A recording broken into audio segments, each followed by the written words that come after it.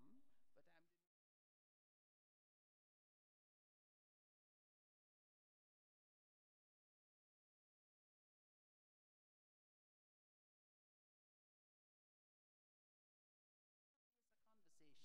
You will notice nothing is set up for PowerPoints or anything.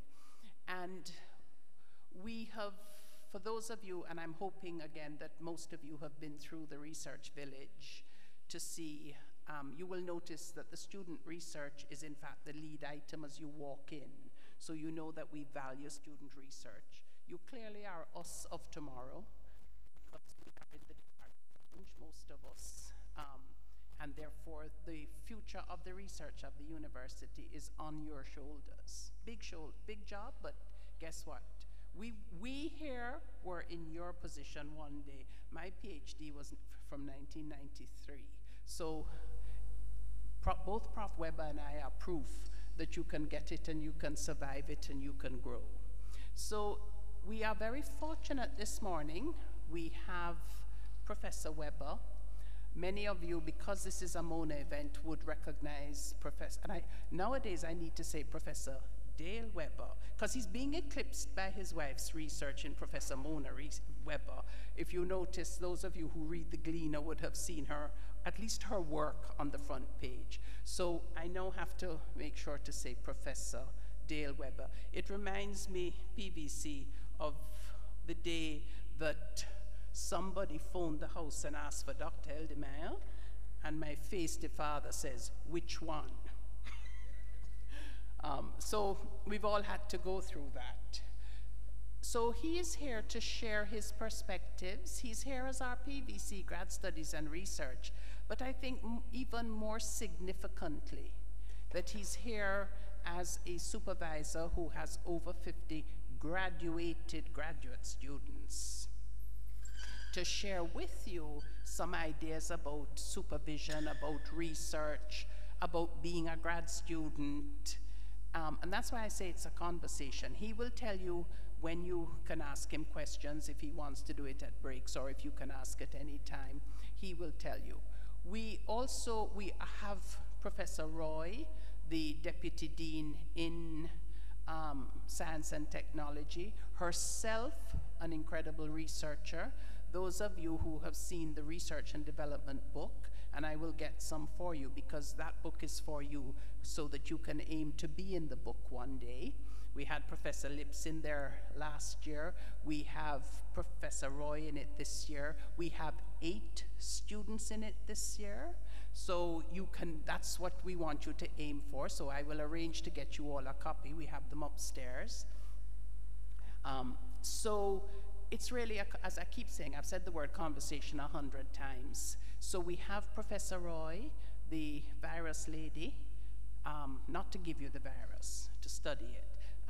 And since she's doing plant viruses, at least she hasn't contaminated me much over our close to 10-year working relationship. We expect to be joined by Dr. Morrison and Dr. Ramke soon from FHE and FSS. I apologize for the absence of Professor Thame. This time of year, Professor Thame is never available. However, I can represent FMS. And we importantly have Mrs. Mangaroo, Mrs. Powell Mangaroo, the Assistant Registrar for Grad Studies, who has organized this event as part of Research Day. But the doing of research is where Research Days start, and so this is critical. Do I need to tell you, what else you want to know about Professor Weber before I bring him up here? Who is he? Professor Weber is a scientist Professor Weber is first and foremost a father and a son. And then he's a scientist. And I'm sharing that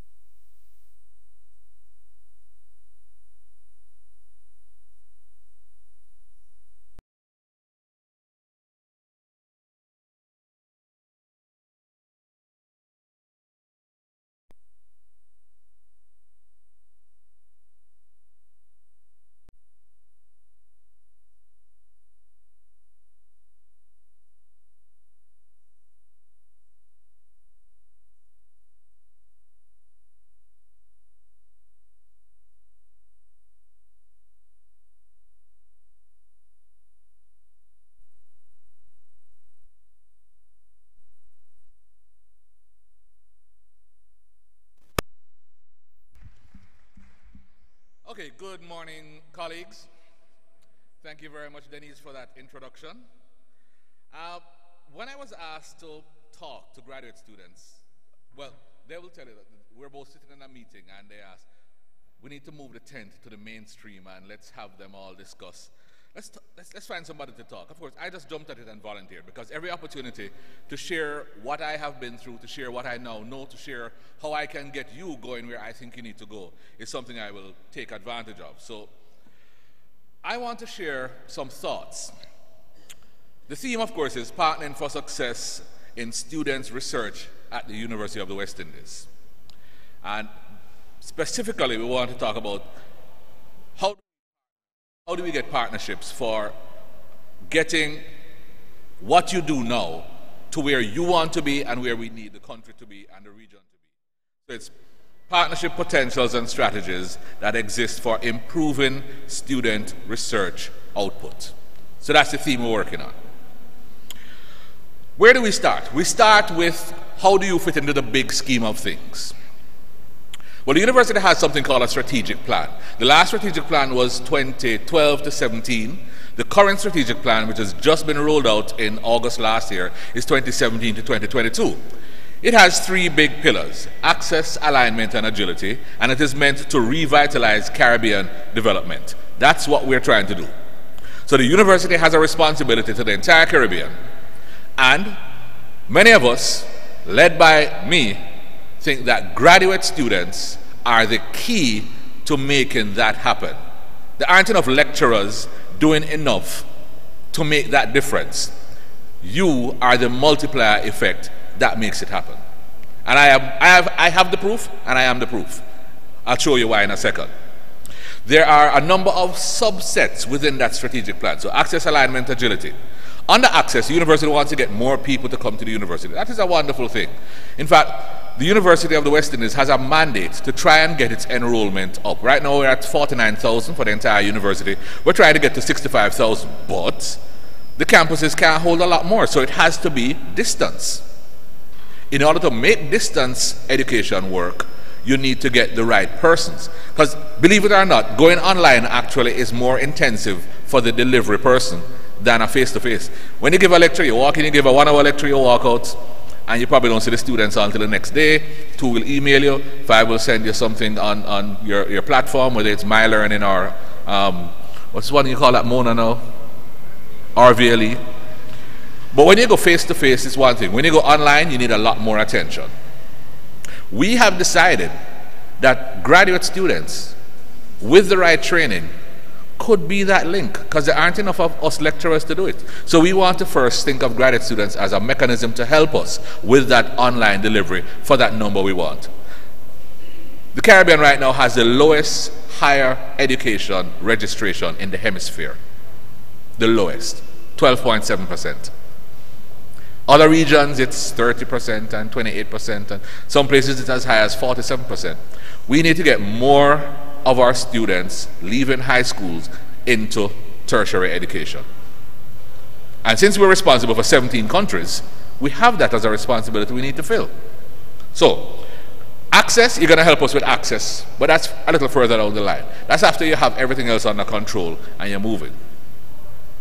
Under access, we want to get our research better known. That is, what we do as research needs to get out there. So there's 4 sub-themes under access, and number 4 belongs to me, AC4. I walk around with a sign. So like I had this one a while ago, reserved. I walk around with a sign that says AC4. AC4 says, the university will increase the quality, quantity, and impact of research, innovation, and publication. That's my job for the next 5 years. Well, actually, it might be a shorter time than that, but we'll talk about that too.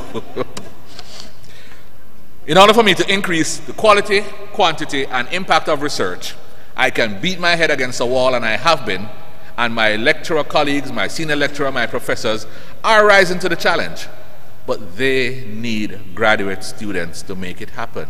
You are the engine of research.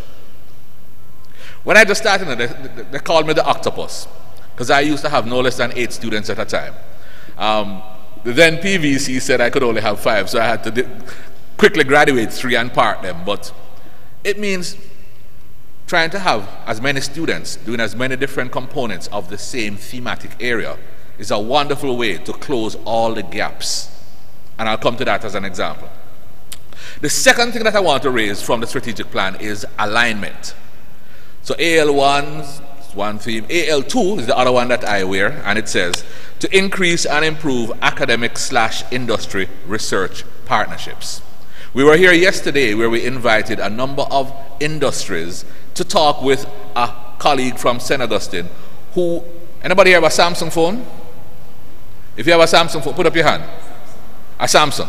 Okay, so all of us with a Samsung phone, me included, you are running a chip and some technology in this phone developed by Professor Patrick Hussain from the St. Augustine campus, who has 40 patents. And one of them is the patent that running your phone, my phone, our phone. Now he has 6 students right now, and yesterday he stopped and said he'll take another one, a student from Mona who said he'll go down to St. Augustine. And now we don't even need to go to St. Augustine anymore, because we are trying to get the university operating as one university where your supervisor can be anywhere. You can be anywhere. In fact, my dream is to get a student in Belize to complete a PhD without leaving Belize. Our dream. When I spill it over and everybody else buy it, says our dream now. I work with that. Ownership. If we get that alignment right, then what I'm going to say next makes a lot of sense. So increase the quality, quantity, impact of your research, and increase the alignment of your research with industry. All right, so what is research? Research is a systematic investigation into whatever you're going to do, whether it's materials, resources, facts, so that you can establish some kind of basic information to allow you to reach some conclusions. And that's what you're doing with your research. If you take research one step forward or one step further, you can say you're going to look at experimentation, you're going to look at discoveries, you're going to look at interpretation, you're going to have revisions of existing theories. So we divide research in our thought process into 2 parts. Pure research, which I don't like the term, I like fundamental research, and you have applied research. Fundamental research, as I call it, is aimed to improve the theories that now exist. It increases our understanding, it gives us a platform for prediction, it tells us what actions are there, what behaviors are there, what phenomena are there, so that applied research can take off. If you don't have basic research, fundamental research, pure research, applied research cannot work. So a lot of people say, oh, I'm going to do applied research. You must build on the foundation that others have created for you. And if you're not doing that, you really don't have a good starting point. You have no point to reflect to. Applied research, of course, is the form that is now an inquiry which is driven in a particular area, a particular practical data collection, information use. It is knowledge, theories, methods, techniques. It's for a specific region, a specific location, a specific value. It is often driven by a request by the state, by business. It's what we call client-driven often, so that you can determine what's going to happen within the setting of that donor. So you can't do the research alone. You need partners. So I want to outline a couple of the partnerships, and I want you to work through this with me and tell me if you can think of examples. We're going to go through this one together. What partners exist as you do research, whether it is fundamental research or applied research? Well, the first is the partnership between you, the student, and the institution. That's one. If you get that partnership right, it means you know the regulations, you know the guidelines, you know the framework, you know the system. Now, why is this important? I mean, I'll tell you the story that was told to me by my little Egyptian supervisor. My supervisor was from Egypt. Yeah, he was a little guy who was here, head of the then botany department. And he would ask, he had some real gems that he would comment on, and we would always try and respond to them. But he would say, if you know the rules, you know how to bend them and never break them. If you don't know the rules, you're very likely to break the first one you touch. So you need to figure out the relationship or the partnership between you and the institution. Learn the rules, the regulations, what's accepted, how do you make things happen, what are the limitations to what you're trying to do. Second partnership is student and supervisor. perhaps the most essential partnership. But it has many variations. You have some supervisor-student partnerships, which is like a mentor-mentee. You have some which are like uncle and niece or uncle and nephew. You have some which are, what's the student version of bully? You have a bullier and a bully. And I mean, I put that out there because you actually have some supervisors who figure the best way. And I'll tell you a story with my little Egyptian supervisor. There is a doctor, a PhD who is now permanent secretary in a ministry, and she and I did our PhDs together under the same supervisor. Professor George Sidrak was his name. And he would call us in, and every time he talked to her, he would come and sit beside me. Let us talk about your work, and where are you going with this, and what did you mean by this, and hello, Marina. And talk about various things. Every time he called me, it would be throw down the work. Red ink all over it. Let me use red ink. You see how far back I'm going, right? Red ink all over it. And he goes, what is this? Is this the best you can do? And I'm like, but. It wasn't until long after, when I became a faculty member, that he said, do you know why I treated you the way I treated you as a graduate student? And I said, no, I always wonder, you know. I knew you cared about me, but boy, you kept me at arm's length and kept kicking me in the butt. It is because I needed challenges. I had to be challenged, and he knew every time I was given something to do, and I did it to the best of my ability, if he said there was nothing wrong with it, I would have just rocked back and said, yes, I reach. He said, no, you need to be constantly challenged. So every day he threw out a new challenge for me. And every day I said, I'm not going to make that happen again. And I'm going to ensure that he can never do that again. I mean, I would put down work in front of him and I say, okay, find a mistake in that now, if you're bad. Whereas the other young lady, she needed encouragement, and she wanted, and so he would encourage her. So that was great. So the relationship is very specific. And a supervisor needs to know the student so that you can get the most out of the student in their own way.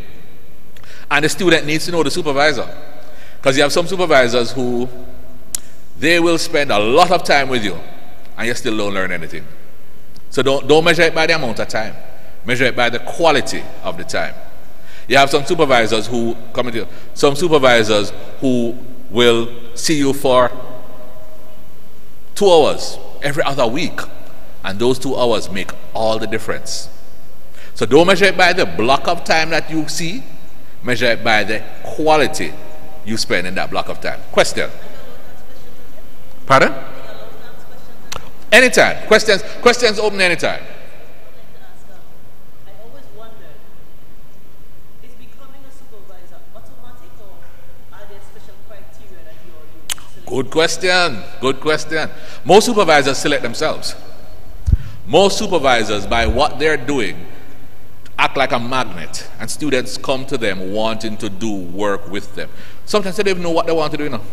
They will come to you and say, I don't know what to do next. I've just done my BSc or my BA, and I want to work with you, just by the work ethic I see in you or what. So supervisors select themselves very often. But there's a mechanism where the department chooses a supervisor. Once you go to an application, now here's the regulation part that you need to know, and Sandra can tell you more about this. But once you make the application, the process is the department finds a supervisor based on what your research title is or your research proposal, and they find the best match. But the best way, how I choose my students, I go through a process. For instance, in final year, I will look at final year students and I'll start saying, that one has potential, but maybe I have a job I'm going for. That one has potential. She's never spoken to me about it. But there comes a time when I will say, okay, and graduates' work is available if students are interested, and they will come to you based on that. I will put it out there to say, if you have to shop for a supervisor, then first little hurdle there means that partnership is going to be forced. It needs to be a more natural synergy. For now, go ahead. You could come with an advisor, not a supervisor. A supervisor must be a faculty member of the university with more than 3 years standing, and we would like to know that they have done it before. Now, you ask, how do you start? So if you just come as a staff member, you haven't had 3 years, you've never supervised a student, you need to break into the cycle somewhere. We make you a co-supervisor. So we put you with somebody who has had the track record to be able to supervise, and you learn as you go. Because remember, you know, first rule is everybody has a committee. The committee is a minimum of 3. Supervisor and 2 advisors, one of which could be a co-supervisor, and then you have an advisor. I was going to talk about the advisor later, but let's take it now. You should take advantage of partnerships, because the committee that has one of the partnerships, actually is the next one. Partnerships outside the department. Partnerships outside the institution. That's how you take advantage of the breadth of knowledge you want to funnel into your research area. So, going back to the supervisor and student partnership, it's one that needs to develop mutual trust. It needs to develop mutual respect. It needs to develop mutual expectations, and these should be set at the very start. Very, very first piece, you want to know what to expect of the supervisor, and they need to know what to expect of you. I mean, when I first started supervising, I expected my students to be 9 to 5, just like me. And if they're not in the lab at 9 o'clock, I wonder where you are. You're not serious. As time went on, I realized, no. Some of my students wanted to come in at 11 o'clock at night and do most of their work until 3 in the morning. Now, I'm sorry, I sleep in that time, so they're doing their own work. But a good graduate student is like an engine, it's like a motor. The supervisor's job is to fine-tune it, fuel it, wind it up, excite it, point it in the right direction. You're amazed what the student comes back with. I mean, I've given students topics and say, okay, go do that. When they come back, it's like, wow, I didn't know that was so. To the point where I have gone into areas, I mean, then he started by saying, I started in marine. My first degree was in botany, marine botany. Where am I now? Administration. Where was I before that? Environmental management. Where was I before that? Oceanography. Where was I before that? Oh, I have made many shifts, and it's graduate students who have taken me to all these different places. So as you read with them, you grow. And the moment you stop growing as an individual, I don't think you can take the student to where they want to go, because you need to grow together. So you need to set some expectations at the very start. Here's what you want to achieve. And set some goals and some timelines. Because being a graduate student is not a life sentence, nor is it a career. Okay? It's not a sentence. Well, I have to think from both sides, because it's not a life sentence. You're not in punishment. And at the same time, it is not a career. You're not here to see how many different degrees you can get, how long you can. It's not a marathon. It's not longevity we're after. Okay? In fact, if you have your thing well sorted out, it should be clinical. Get in, do it, get out. But guess what? The world has changed. My first 10 or 15 graduate students were all get in, do the work, get out. They were all eager to get out there because they'd done their first degrees. Most of them came straight from their first degrees and were now trying to tool up to get back out there and do some more. The last 5 or 6 graduate students I've had, well, no, I'd say the last 20 I've had, have all been working and doing a PhD part-time, which was, to me, that was a learning curve. I never thought you could do a PhD part-time. When I did my PhD, eat, sleep, breathe, can't talk about that here. Everything you think about your PhD. I used to keep a little notepad beside my bed, and I would wake up 2 o'clock in the morning and go, yeah! And you write down that thing, you make sure you prep for it. Some nights you don't wake up and you say, Some mornings you write something, you wake up the next morning and go, hey, who write that? And some mornings you wake up and say, what a brilliant stroke. That must have been the hand of God, because it wasn't me. But you expect a graduate student to completely embrace and take in their work. It should absorb every moment of their life. Not anymore. Most of our graduate students are working, and therefore they are looking at this PhD as another component of their life. They're now segmented. So they are parents, they they have responsibilities, they're working. So when they're working 2 jobs and still doing the PhD, your job of a supervisor, your job of a graduate student is to work together to make that juggle right. Question?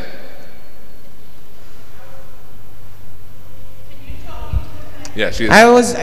The mic has to work for you to hear it anyway.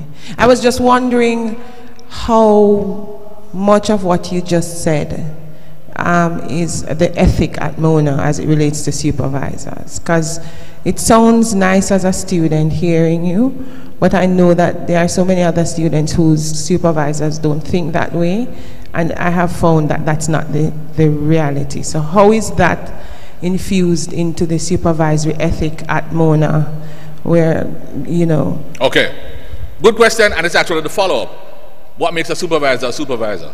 Well, as I said, supervisors firstly choose themselves, then we have to choose some to go with students based on the match. But we actually have gone a step further, and your Director of Graduate Studies and Research has put on a supervisor, a research supervisor development course. It started as a pilot 3 years ago. Now it's entrenched. There's a course that we are trying to get every supervisor to go to. Now here's the problem. I agree with you, because when we started the course, those who were going to supervise for the first time said, boy, I'm not sure how to do this. Let me go to this course and see how it's done. And it was great. A lot of brand new young supervisors. You see the supervisors who've been doing this for 30, 20 years, I'm saying, no, I know everything already. I don't need to. You get a few of them to go by coercion, by discussion, by any form of trickery you want. You see when they go, wow, I didn't know how much I didn't know. So we're beginning to get the turn where everybody who is going to be a supervisor needs to do this course. Now, as you know, we have something called a union, and although I'm no administration, and I would like to make it mandatory that every supervisor must do this course, I'm not quite there yet. I am trying to pass this year, through our committees, university committees, something that says every new staff member who is going to be a supervisor needs to do this course. But some of our problems are with the older supervisors, which we might have to grandfather, but we won't stop working. We think this is essential, and we're going to keep working to see if we can get them by whatever means to get to it. I don't think the union will ever say, yes, tie it to your contract, which is how they've started with the undergraduate program, where teaching, it's just like teaching at the undergrad level. A PhD don't mean you can't teach, And some of you have been in classes and the person teaching you have a PhD and you say, what they're doing? You have to learn how to share what it is. You have to organize, there's pedagogy, there's delivery. Now, every new staff member must do a course in teaching. So we're just trying to append to that. Every new staff member who intends to be a supervisor must do this course in how to be a supervisor. So that's how we're answering that one. So give it some time, but we think we're getting there. We already have it. And it's on all campuses. In fact, Cave Hill is ahead of us. They have run the program 5 times. We have run it 3 times now. So the faculties are going to run it.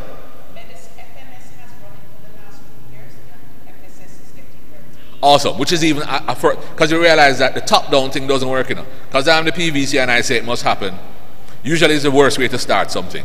You need the infusion, and the faculty is a great place to start, where the deputy deans can handle it at the faculty level, and you can get people to attend, deputy deans, because 3 of them are here now. You can get them more to attend and incorporate in staff meetings and various things better than I could as a PVC. So, awesome. All right, so student, institution, student, supervisor, student, advisor. Every student, every research student, that is every student who is doing an MPhil PhD must have an advisory committee. And if you're doing an MSc, where you're doing a research project, we would suggest you get a second person other than the supervisor on the team. And this is, you can do that as a student, And you don't realize the power you have as a student. Students, you should ask for a meeting of your supervisory committee at least once a semester. At least once a semester. Now, as a supervisor, I know I need to report to the director, and I still supervise students. I have 2 left. One is about to graduate. The reports are due every January and every June. So I set my meetings up for May and December, where the committee meets and the student says, here's where I am, here's what I've done since the last meeting. The student takes the notes of the meeting. So the student is able to say, well, you never said that, or you did say that, how come you haven't done it? And at the end of it, there's a little thing that says, student responsibility, and you list 2 or 3 things. Supervisor responsibility, you list 2 or 3 things. Advisor responsibility, the advisor is going to get something from the ministry and bring it back to the student, and you list it, and the student keeps the record. And you come to the next meeting and you hold everybody accountable and say, did you do what you said you were going to do? Are you making progress? And you tick the right boxes. You sign off. And by the way, that form is very important. When the student gets that form, it should have been filled out by the supervisor. Turn over the page. The supervisor is not supposed to touch it again. Because I might write as a supervisor, this student has done absolutely no work. I have not seen him or her since whenever, and I am going to tick they should be discontinued. Turn over the student and say, I have tried desperately to find the supervisor. He is never in his office. He never answers his emails. That raises a flag and it goes to the director of graduate studies. Now, head of department signs off on that, or if the head of department is the supervisor, the dean, the deputy dean graduate studies signs off on that, but it never goes back to the supervisor. So there's no fear of your being put in any doghouse or any repudiation from the supervisor. They never see it again. It does raise a flag so that the director can put in place, okay, there's a problem coming here. We need to head this one off at the pass. She will decide what kind of meeting she's going to call, whether it's with the student first, student only, supervisor, both of them together, whatever. That's handled based on that report. And it's filled out twice per year. So you get a chance to say, okay, it looked bad in January, boy, it's looking worse in June, time to call them in. Or it started to improve, let's give it one more semester and see what happens. But use that form wisely.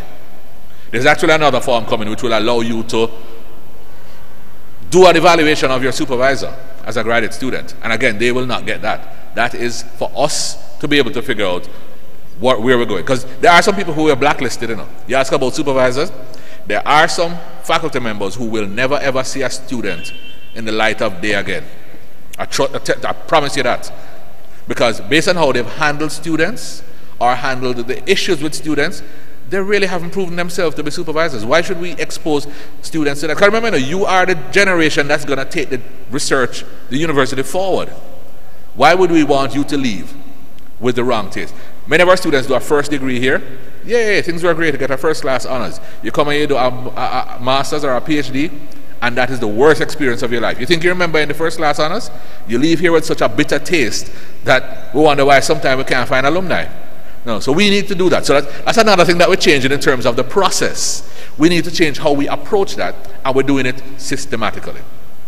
But as a student, ask for an advisor outside your department or outside your discipline.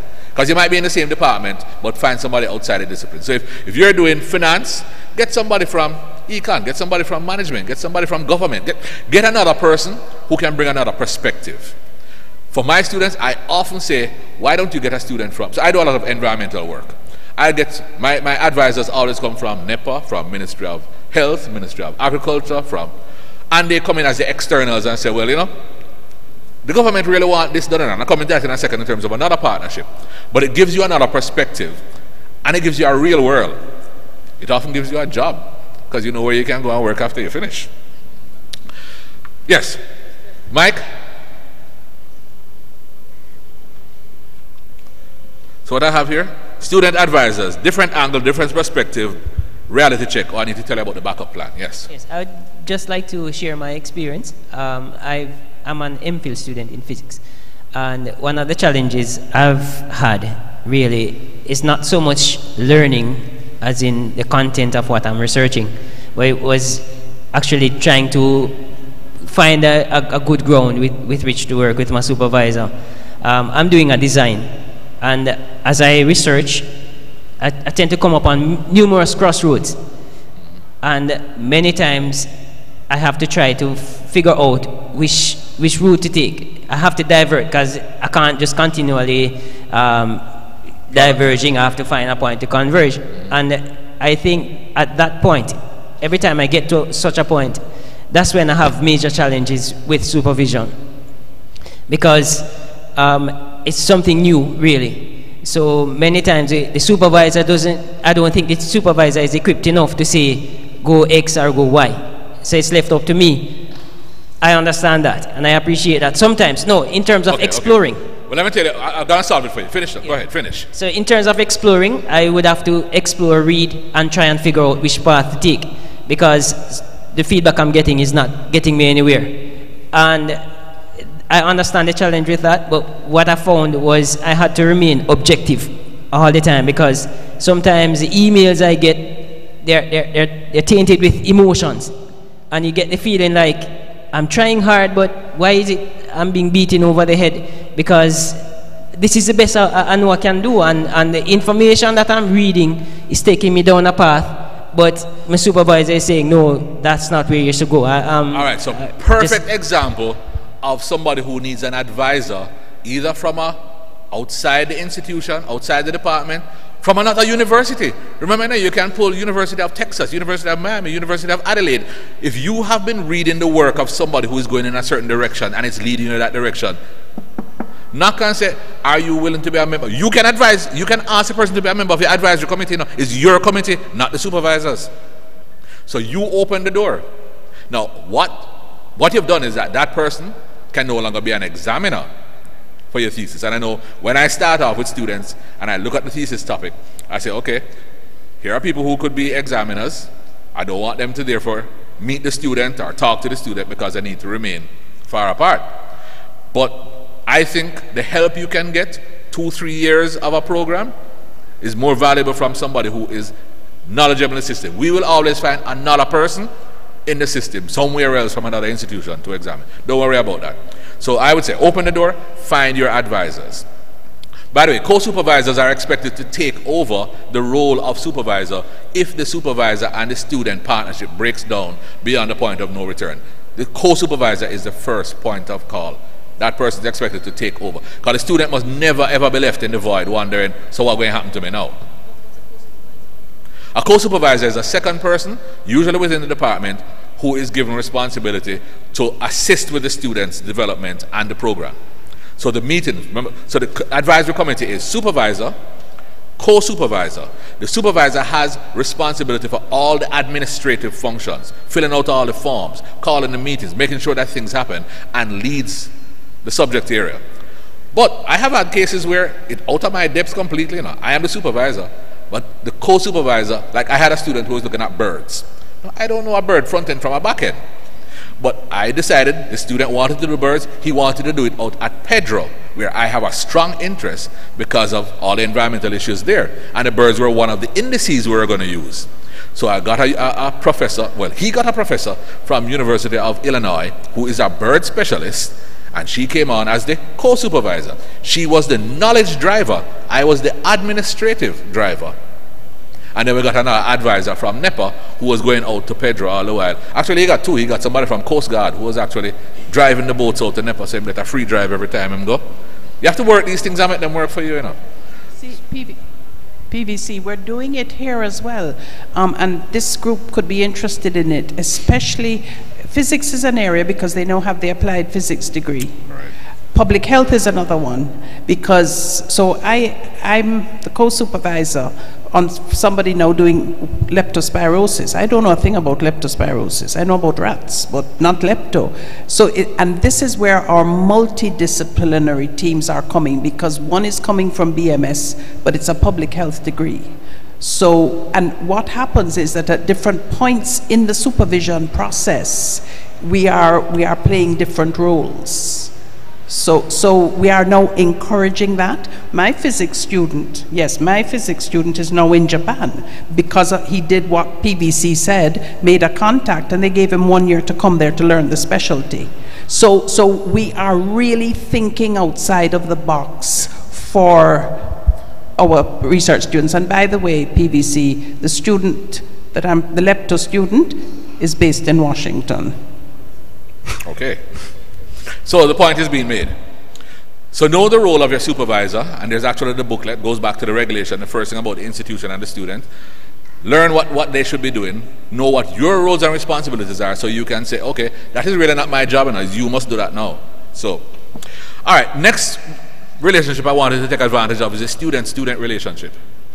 Students learn so much more from each other than the didactic from a supervisor and a student. I always take students in pairs, at least in pairs, sometimes in 3s and 4s and 5s and sometimes in 8s if you're not looking. And you send them out there together and they work together as a team and they learn so much from each other. They bolster each other. That's a strong, strong relationship. It's developmental, it's supportive, it's competitive at times because one don't want to finish before the other one, you know. So there's a little competition there, but it's healthy. And it works in most instances. You may need to manage the process as a supervisor, but student to student is a very strong partnership in terms of getting the output. The output that I'm talking about is a team output, and that's the last thing, student and a team. You create a dynamism, an energy working as a team. Now, you can decide how often. When I was younger, I used to meet with my team once a week. As I took on more administrative duties, it became once a fortnight. Now it's once a month. But they seem to find enough of me. I hope the 1 hour I spend with them is quality time, so that instead of the 5 hours I'm sitting there and not getting anything done. But you can get a regular meeting. Now it's important that there's a regularity with the meetings. They need to know, come whatever may, Thursdays at 10 o'clock, you will be available as a supervisor. And as a student, you need to be able to say, well, no matter what happens, him could have busy till him son come up. I know that on Thursday I can find him. I know that on Friday afternoon she will make time. That's an important part of that dynamic. But the team meeting together is important because you get a lot of cross-fertilization. What we do in these team meetings is every meeting somebody has to explain for 10 minutes about your research. Now, how did I come about this? When I was a graduate student, we used to have a graduate room in life sciences where I would walk in there, and as a young pup just coming in, I would walk and hold a little seat, and I was preparing to go and help demonstrate or teach in a lab or something like that. And I would walk in, and one of the senior PhDs would say, Weber, 5 minutes, explain your project. And I go, sit down, shut up, go learn it, come back next week. Of course, you know, next week I wasn't going to make that happen to me again. That discussion, open discussion, does two things. The student begins to own the research because it's yours, and you have to be able to articulate it at any time. And the more you do it, the more fluent you become with it, the more passionate you become about it, the better you are at claiming what goes with it, all the things that go with it. So if it's funding to go somewhere, you can write that funding proposal better than your supervisor. If it's an opportunity to do something somewhere else, you can engage that better than your supervisor. Remember, the supervisor up here with a number of things. You are the experts. In fact, what I tell students when they go into their orals, their PhD orals, the first thing I tell students is, you know this better than me. You know this better than anybody in this university. You are the expert. You are going to go up there and do your thing. We're going to continue learning from you. If they go up there thinking they're going to be examined, no, they're not being examined. You know what an examination is? Here's my definition. An examination is an opportunity to be egotistical without apology. An examination is a chance to show off all you know. When you finish an exam, they must say, yo, serious people these, you know. They must back off and say, well, you know, even if I had a doubt, I'm not going to ask a question because they certainly seem like them have it done. Where do I want to go next? I want to look at two other partnerships which are important. And I want you to put this in your wheelhouse. What is important to you? Public sector and private sector. If I'm going to revitalize the Caribbean development process, I need public and private sector working with me. And remember, you are the engines to make it happen. So first, partnership within public sector. Let's call them government agencies. Your supervisor or your advisor or somebody you know is probably sitting on a board or a committee of a government agency. Use it. Find out what is the research agenda of that agency and find out how it relates to your research project or how it can relate to your research project. The examples I will pull on, right now I know the director is working with PIOJ on a joint research agenda for the UWI and PIOJ. And when that springs out, this is Planning Institute of Jamaica. It is going to cover econ, agriculture, fiscal. It's going to cover everything that the university can do. I just finished brokering something last week with CARICOM where the single CSME has come up for discussion, just tabled in Parliament, but now the university is being engaged and is being given some money by CARICOM to say, go and tell us, has CSME worked or not? If it hasn't worked, why? If it has worked, show how. What are the pitfalls? What should we do next? The university should become the research engine for public sector. Who can't afford their own R&D? Maybe Grace Kennedy can afford it and separate can make them own research and development labs. But the government can't afford it. And the government is already invested in the university. Why don't we make ourselves that research platform to answer their questions? Well, that's where I am taking graduate studies and research. And remember, I said, research is done by supervisors, but they can't do it without the graduate students. You are the engine. So you have to buy that vision. NEPA is another one I work very closely with. In fact, NEPA is in the booth there. They're joined with life sciences, with marine sciences up there. There's an MOU with NEPA. Anything NEPA. NEPA want Black River work. The first time says, Yui, you have any research on that? They want Negril? Yui. Pedro, that's how I ended up at Pedro. They wanted to know what was happening at Pedro. So here's a did you know fact. Did you know that Jamaica has the largest conch stock? Everybody know what conch is, right? You look at a shell with the meat that's in there, and Jamaica has more conch than any country in the world. Not the Caribbean, the world. We have the largest conch fishery in the world. If we don't set quotas, we will overfish it like we overfish everything else. It is the research coming out of the university that helps to provide the information that allows CITES to say, here is what you're going to set as your limit, here's what you can do, here's what you can't do. So you can proactively get ahead of the curve, and sometimes we'll do that. We'll listen to what are boards and committees. And I say this now because I sat on a lot of those boards and committees, and I'd come back and say, you know where the next research going? Let's go there and get ahead of the game.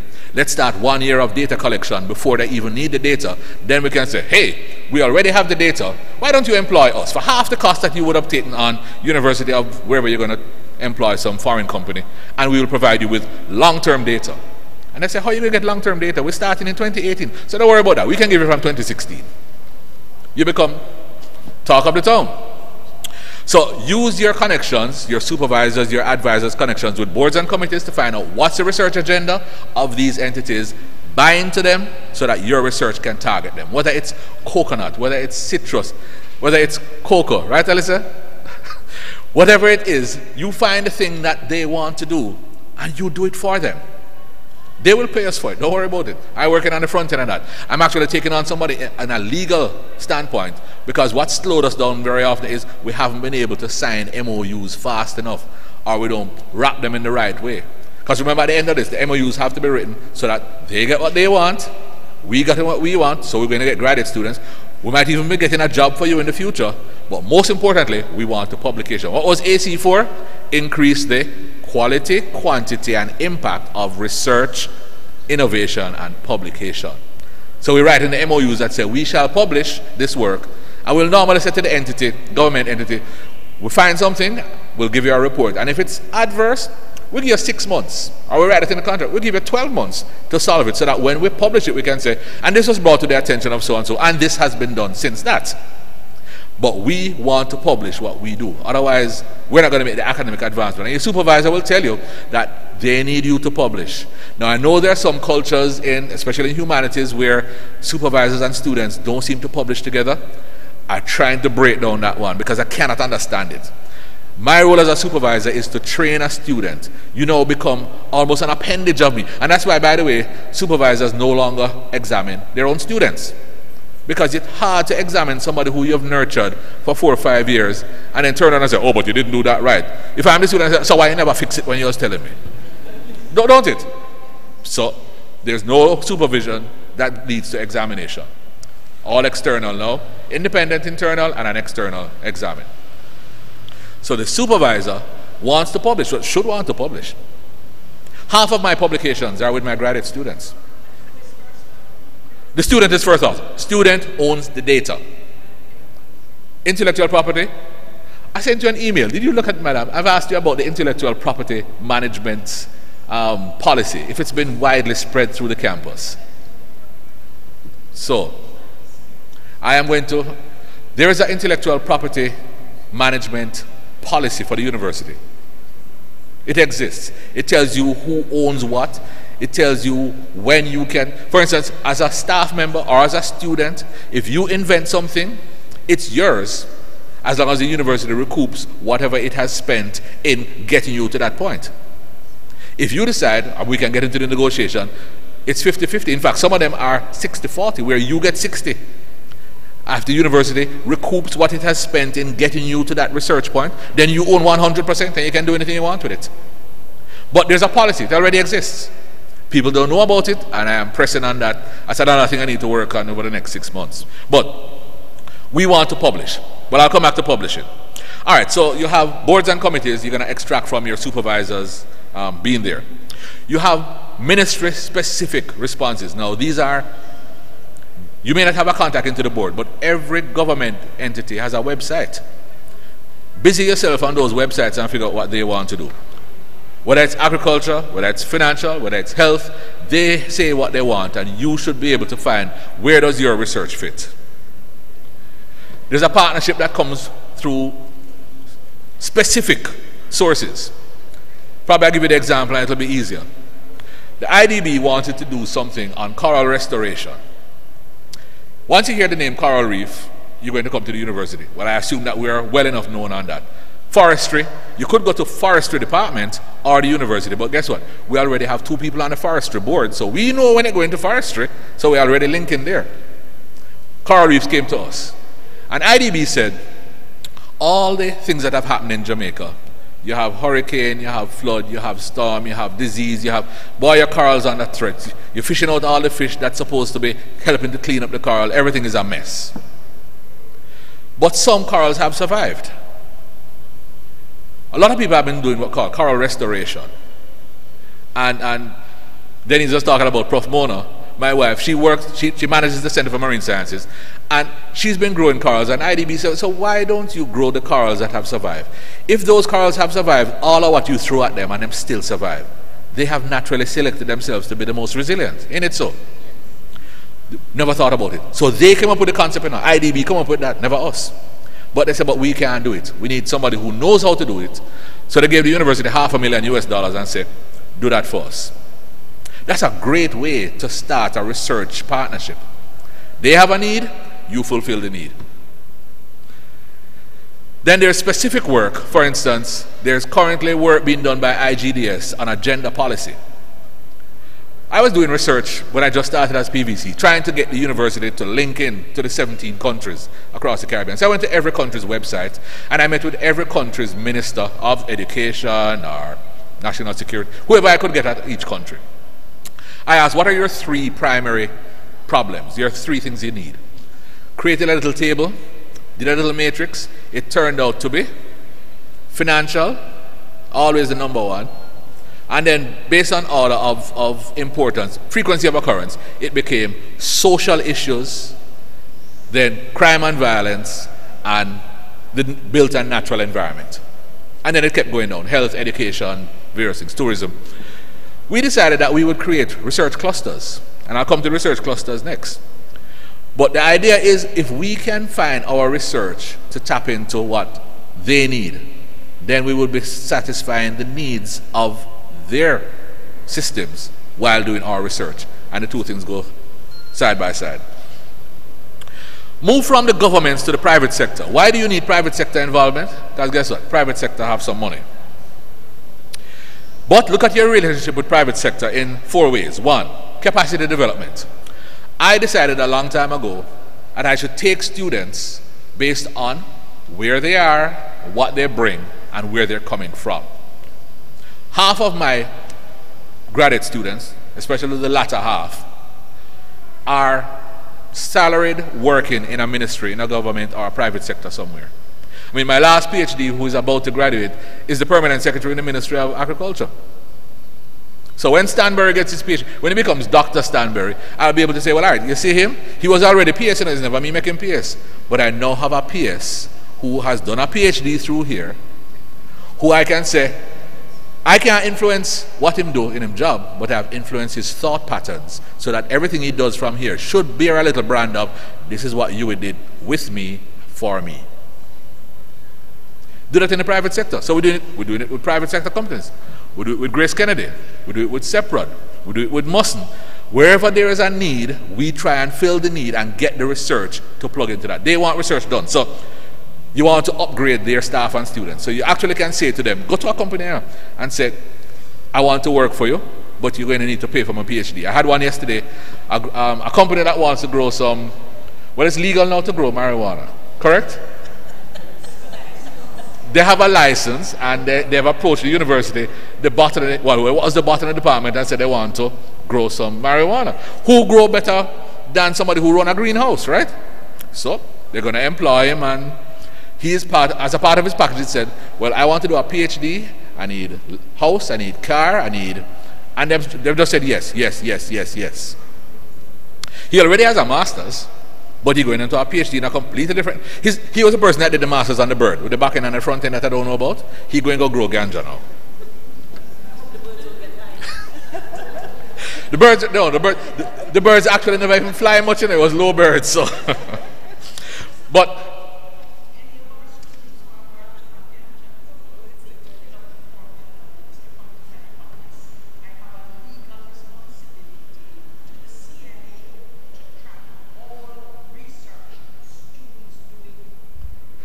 all the students. Say that again so that the streaming get it.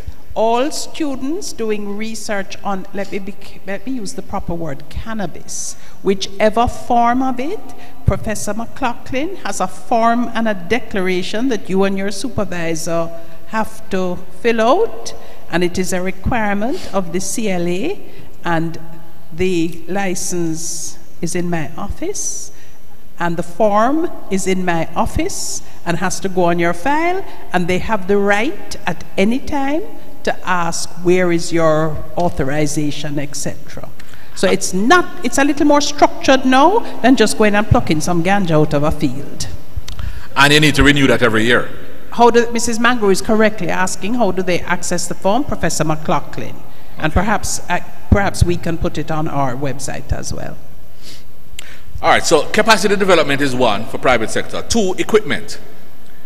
Many companies will buy a bit of equipment that they want, but they don't have the maintenance to run it.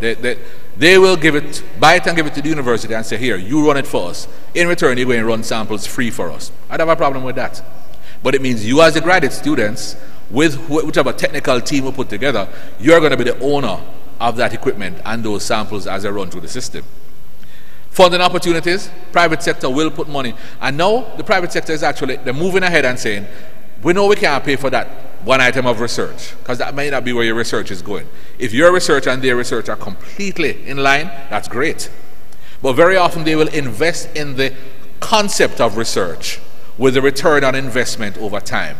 And that's where we're getting more and more of our private sectors to go. The name and validation of the organization, very important, because the university does carry the name which will allow private sector companies to do some things that they couldn't do otherwise. If it's research done by the university or in collaboration with the university, it opens doors. So we have a bargaining chip which we need to use, but we need that partnership to flourish. Now, what are you doing when you're looking at all of those? Here are some quick examples. Many companies and government entities want baseline data. Like the CSME thing, they want data pre and post CSME signing. CARICOM doesn't have that enough. But I met at least 7 university colleagues at Salises and Econ and Faculty of Law who have been studying CSME before it's signed. CSME was signed in 2006. Most of the people working at CARICOM now came there after 2006, and they don't have a clue where it started or what the data may look like before. We actually have the data. We have the libraries. We have the repositories. We can do the archiving. We can do the check-in. So baseline studies, we are great. Literature reviews, we can produce that. Offline requests. What if something?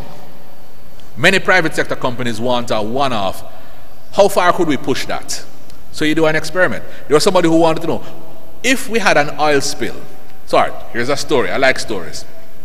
So I told you we have the largest conch field in the world. We've also found oil in the area that the conch has found. It's been found. So the dilemma is, the oil that is there, I hear it's enough to take Jamaica out of debt. So we should drill it and run with it, right? Oil drilling carries risks. The what if? Just look at the Exxon Valdez oil spill. Look at the Gulf, the deep horizon drill. Ours is deep, and they would have to do the same thing. So it's not a matter of if, it's a matter of when. So the question is, do we drill the oil, take as much as we can until the spill? For the first spill you have, all that conch gone. You move from being the largest conch bed to the largest remover of conch by one major oil spill. Is that a chance you want to take? No, but Jamaica need the money. I mean, what a dilemma. So a company approached us and said, let's do a what if. Here's a scenario. Expose some conch to various amounts of oil. Expose your environment to various amounts. How much could they take? What if? That's an offline discussion. They pay for that research. It could be a nice master's, and it could actually scale up into a PhD. But there are some examples. So, offline requests. Confirmation and calibration. Many companies will say, we've been doing this in this way, and we want to continue doing this in this way. Give us the data that will allow us to do the prediction. We do that especially with the banking sector. We do that with a lot of systems analysts. Our research offers what we call a sterile testing space, which allows things to happen that you really can't do out in the real world, but it gives you enough confidence to be able to make that partnership work. It also improves the way of thinking. We want to get a better way of thinking as to what we do in terms of the data sets that we have. And it improves technology, both the advanced, because technology is the tool we're going to move forward. So onto the research clusters. I think your research, now that I have created these 18 research clusters, which you're hearing about for the first time, but over the next 6 months, it's going to come at you fast and furious. And the first thing I want to say is if your research can hang on to any of these research clusters, you are in business. Because we have decided to apportion funds from the Office of Research into these 18 research clusters. Now, you can't fund everything in the university. We've theoretically taken this position, and Archie can support me on this one if you can. You need to pick some winners, work with those, even for a 2 to 3 year period, pull back, analyze, then go for some other winners. Because that's how JMMB does it. You pick some winners and you go bam, bam, bam, right? So we'll pick some winners. We pick what we think to be 18 winners. We're going to spend some money on it for the next 2 years, 3 years, 5 years, this strategic plan, analyze, did we make a difference? So we're actually gathering the data now, what's the baseline, so that we can say, now we inject, can we make a difference? Question? So, when I came to... Mike, hold on, where's the mic? Coming down to you. I need a mic. No, we need the people streaming. There are some other students who are benefiting from this. You're ducking? No, you can't hide. UWI, your place to shine. Okay, so good morning, good afternoon, good morning. When I came to Mona, I was a full-time student in 2016. I switched to part-time, and I was told that on switching to part-time, I have now been denied any type of funding for my research. So I really came here today to ask that question. Is that true? That as a part-time student, if I needed to get, the point where you're going to collect data and you want to apply for the provision that the postgraduate, the postgraduate department has, that as a part-time student, I have fallen off that radar. So I need to get that answered because as you brought up funding, it came to mind. Okay. Yeah. Sandra, you want to take that one? Whenever the clusters have come up, I would like to hear a little more about that, please. Okay, I'm just going to run through them quickly now for you.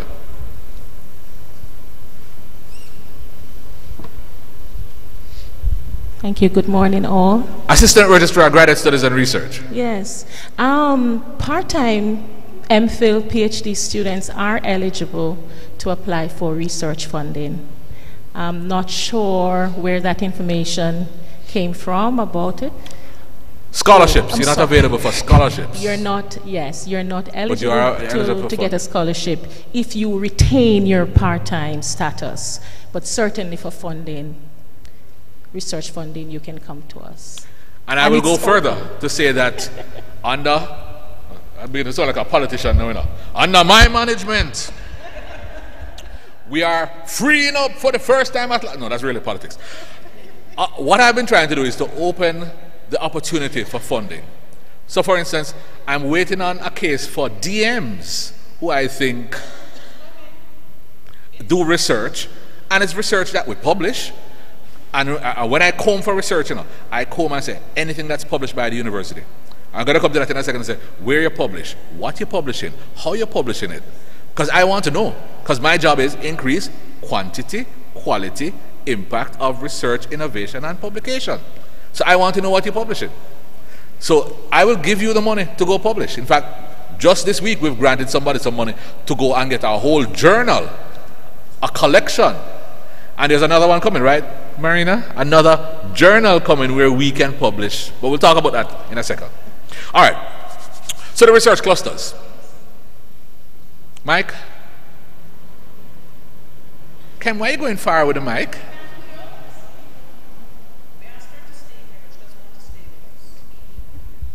And just the point you were just making, we have also in that same R&P broadened it in terms of we now offer mixed methods. There are computer programs for data analysis available, and we have been extending the R&P to people actually going overseas. Professor Roy had somebody go to one of them Latin American countries for 6 months. So R&P under PVC, we took our thing there saying, can the campus coordinator have what's called discretionary power? Director, please. Director, sorry, sir. On developmentally related activities that impact on research. So it's a broad word, and you're at the mercy of the committee, but send us in any request. The worst that can happen is no, and you just might get a yes if one of us say, but this really will be developmental for you. Even partially, as I'm being, there is a cap. Yes, these requests for 5,000 and 6,000, it's going to be partial. Well, you see, so vision here with me.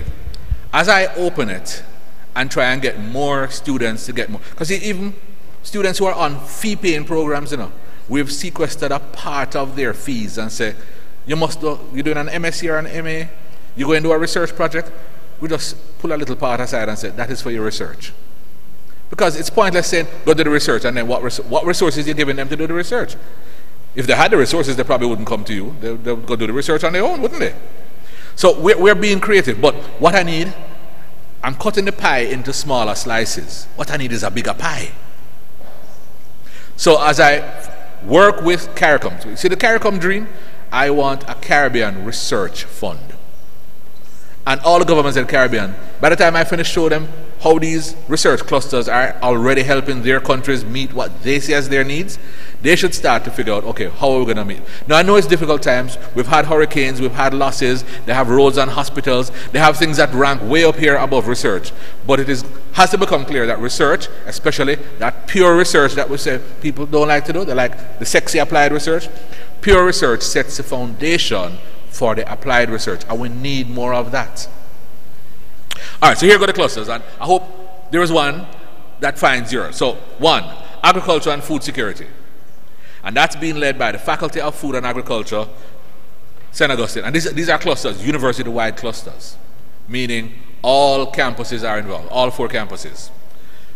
Faculty of Food and Agriculture in St. Augustine, Department of Life Sciences here at Mona, and the Faculty, the Food Security and Entrepreneurship Center, which is at Cave Hill. 2, biodiversity and environmental protection. That's been headed by all the life sciences on all the campuses. Biotechnology, that is being led by the Biotech Center. Competitiveness, I'm asking the School of Businesses, the Mona, the Cave Hill, and the Arthur Lock Jack, they need to look at the competitiveness issues. Crime, Security, and Justice is our Institute for Criminal Justice and Security. Cultural and Entertainment Industries, that's been led by Faculty of Humanities here, the Cultural Studies Group, with Stanley Naya and her team. Governance and Management of the Caribbean Sea, that's Marine Sciences and the Faculty of Law, because much of it is under the law of the sea, and CERMES in Barbados. Health and Wellness is being done by the Faculty of Medical Studies, Medical Sciences and Care. Integration Studies, especially the CSME, Salesius has taken that as the lead. So they're leading on that, but they're widening it after last week's discussion to all faculties, anybody who has anything on single markets and economy. Well, we can't stop at single market because we don't reach the economy part yet. International Trade and Economic Partnership Agreement, that is being done by the Sir Das Ramphal Trade and Policy Center and the Tourism and Policy Center here with Prof. Boxell. Natural Hazard Management is Disaster Risk Reduction Center, Geography, Geology, and Seismic Research Center. Renewable Energy, Physics Department and CERMES. Sustainable Tourism in Small Island Developing States is Institute for Sustainable Development, and again the Tourism and Policy Center. Climate Change and Sustainable Development, the Climate Change Group out of Physics, as well as CERMES at Cave Hill. and life sciences in St. Augustine. Education, well, the Faculty of Humanities and Education, they have taken the education, the school education, and they're going with it. For instance, here's another one. So CXC is actually funding research across the entire Caribbean to determine the exposure and tutorage versus the results, and they're using a single discipline to check it first. Who is doing the research? Researchers from the University of West Indies. So Joel Warrican is doing the Eastern Caribbean. I know Stafford Griffith was doing from here, and we have somebody at Cave Hill who was doing a similar. So we're already working the synergy to try and produce the answers. We had those 15 clusters to start with, and then this year we came on with 3 other clusters. Why? Because the first 15 clusters were what I call the top down. We went to the websites, as I said, and picked those as the important things from the Caribbean. But then people started seeing me and saying, but PBC, well, but I don't hear my thing. And some of you probably hear and saying, I don't hear my thing. Coming to you. Based on what people said, I said, okay, fine. Let's start the other way, the bottom up. So we have what we call now self-induced clusters. So the first one that came up with something called big data and their applications, where computing and Mona School of Business, Cave School of Business, and the computing departments are working on big data and how they are being used, how they can be used. That's one. Sports and sports management, that's another cluster, and that's come up, of course, and the faculty, our brand new faculty of sports is leading on that one. And a new one in gender justice, which the Institute for Gender and Development Studies is leading. Now you say, where am I in all of this? If you think that your research doesn't meet this cluster, doesn't fall in any of these clusters, fine. We're doing the bottom-up scenario. You let me know what your research is. A cluster is any 2 individuals from at least 2 different campuses. That starts a cluster. We have a cluster formation team in my office. We get them together. We fly people around and say, okay, now all of you sit around the table. Give us your research agenda. Tell us where you want to go. We give each team a small sum of money to initiate, and then another small sum of money to apply for their first big grant. And by the way, you see the grants? You need to tell your supervisors, I don't want any more itsy-bitsy grants. The time and effort we spend managing an 800,000 US grant, I really want to manage a 20 million US grant instead. So we need to coalesce. So a lot of these 18 research clusters are being told, so sustainable development, climate change, renewable energy, and natural hazard management, the 4 of those have been told, go write 1 big grant. Don't come on little itsy-bitsy grants everywhere. Let's get 1 big grant, a 20 million euro grant, and we'll work with it. And it's good I mentioned euro. Did you know that we have 16 EU grants currently being operated within the university at a value of 26 million euros? We need to double that. But EU money is large, but the time weight on it is also large. So you have to be in it for the long haul. But we can do it, and we have been doing it. We need to move together. So how can I ask you to improve your research output? Because that's where I want to end. I have 6 suggestions. 1, you need to do things that are going to produce timely reports. So if you're working for a government agency or a private sector, the report to your donor, your partners, whoever, that's an important thing. I will not forget Paula Tennant was asked to do a report on viruses of Papa, and she had to produce a report every quarter. The graduate students felt stressed because one was doing something on the virus, one was doing something on the pawpaw growing itself, one was doing something on the soil, and they thread them together, produce the information for this report. But it meant they had to produce reports regularly, and she had to oversee and make sure that that happened. But having done that, it kept bringing in the money to get more research done. We built a whole virology section and grew it. So that's good. But your research actually gets out there as reports. Now, you're still the owner. It still goes into your thesis, and it's still publishable elsewhere, but your first report to a donor or partner is something that goes out. And I stand by those reports, you know. I mean, Denny spoke about a report I did on the cockpit country, which after 10 years, the government has now decided what's the boundary. It took me almost 3 years to do this study. Who is in the cockpit country, where it starts, where it stops, what we should do with it. Now, there's another dilemma. Should we cordon off the cockpit country, which is responsible for 40% of Jamaica's water, and how much of the biodiversity and how much species that we don't know in terms of what's there and the medicinal value of what's there, versus, it's not the bauxite we're going to mine, it's the limestone. The limestone deposits in a part of the cockpit country. Again, we were told that could get Jamaica out of debt. Most of the tablets you take have a small active ingredient. it is carried by something else, and the carrier is often a very pure limestone. And Jamaica is such a wonderful place. Guess what? We have this limestone. We have tons of it in the cockpit country. Should we drill for the oil or save the conch? Should we take the limestone or save the biodiversity? We need to produce the information. We need to produce the information in such a way so that we can give the decision maker. We have two choices, you know. We produce the information to give the decision makers the opportunity to make the best decisions, or, for instance, in an EIA, or we become the decision makers. Now, since most of us are not good politicians, we have to produce the information and give it to the politicians and say, here, try to do the right thing. So your reports. So don't shy away from small reports. And I'll go further to say, at the University Appointments Committee, we're drilling this down now to come to campuses, and you can tell your supervisor that you heard it from PVC Weber. If reports influence impact, quality, quantity, impact of research, innovation, publication. If a report influences a government decision, it is considered impactful and will work towards their assessment and promotion. Because right now we're counting papers and quality of papers.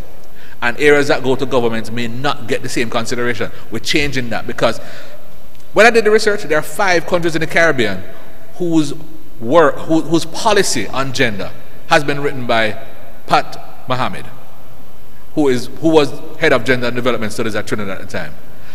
That will never be published in any journal, you know. Will never be counted. But can you imagine 5 Caribbean countries have plotted their path on gender on the basis of URD research? And we're not getting credit for it, and we're not giving her and her team credit for it. So we're changing that. So small reports do work. People call them gray literature, people call them technical reports. Some of them are pivotal. Cockpit country would not be where it is now without a technical report that I know I had to do. Presentation at conferences. Graduate students need to present as often as possible. If you could do it every week, that would be good. But you probably don't make enough progress week to week to report. But you need to report as often as possible, at least once a semester. And graduate studies, the Office of Graduate Studies and Research will give you money to go to conferences. A conference is not a seminar because, 1, the delivery may not be isolated, and 2, you may not have enough time for a question and answer. Now remember, a seminar is developmental. You have to hear something back and say, that makes sense. It's constructive criticism. It may even be negative criticism. They may say, that is foolishness where you come from. But it still tells you when to start over. So, must go to a conference, must do presentations. That's 2. 3, you must create research questions wherever possible and research hypotheses so that you can test the impact of what you're doing. Just doing the research for the sake of the research and just putting it out there, yeah, that's great. But the way to really find out whether it is impactful is with a research question that at the end you can say, I asked this and I answered that. I had a hypothesis. This is not going to be so. I went out there and I find that it is actually so. Something that's testable is a measure of impact. 4, work your thesis in chapters using timelines. Now, if your supervisor not giving you timelines, you give him or her timelines. You say, I want to get to here by then. Pressure them so that they will respond to you. But if you sit and, you can't write the whole thesis one time, you know. So if you remember the discussion we had about taking it a step at a time, you need to take each little piece of the thesis, write it, and by the way, you should write it and put it down and come back. When you come back the next time, you ask, which idiot write that? Because very often you've written it and the fervor of the moment, you put everything down and it's like it don't string together. The thought's not there. You write like people in your head. Which is why, by the way, we're about to implement a writing course for all graduate students to try and help you develop that writing skill. And this is not writing like English for what the course name? English for academic purposes? No. This is thesis writing, publication writing, proposal writing. Those are the 3 things we're aiming at. So that's 4. 5, thesis by manuscript.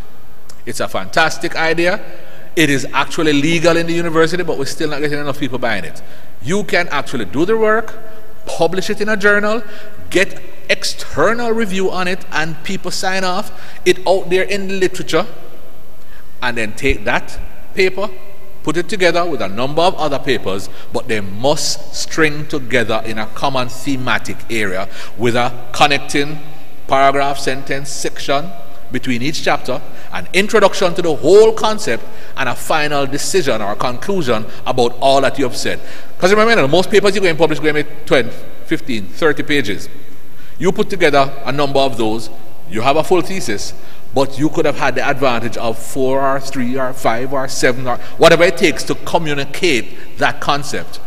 That is already published, already has peer reviewed. That thesis is sure to fly.